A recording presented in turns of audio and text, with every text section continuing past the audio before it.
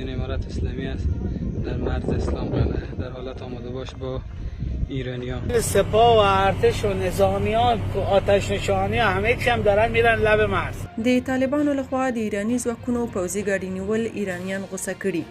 د ایران کمانډو ځواک سره د ثقیله وسلو د هرات سرحد ته رسیدلی او د سختې جګړې امکان شتون لري. جزئیات هم دلته وګورئ او چینل سبسکرایب کړئ. ایران د افغانستان پولې ته نږدې سرتیري او پوځي وسایط ځای پر ځای کړه.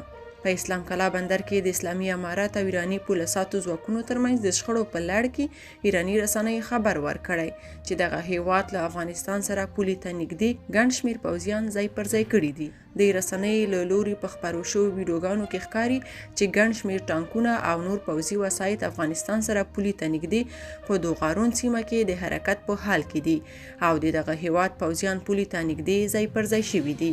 د پولې دې غاړې ته د طالبانو ځواکونه هم ګوته په ماشه ناست دي او د شدیدې جګړې امکان شتون لري.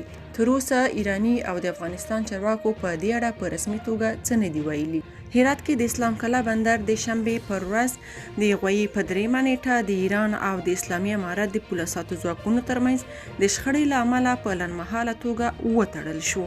محلي سرچینې ویلي دغه شخړه هغه مهال رامنځته شوه چې سیمه کې د اسلامي امارت ځواکونو غوښتل د دواړو هیوادونو ترمنځ پولې ته نږدې سړک جوړ کړي.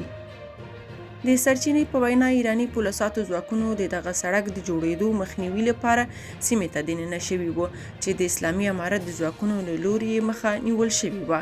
ایراني رسنیو هم دغه خبر تایید کړی او ویلي دي چې د اسلامي امارت ځواکونو د ایران یو پوځي موټر ضبط کړی او دغه هیواد پوځیان د خپل موټر د بیرته ترلاسه کولو په هڅه کې دي.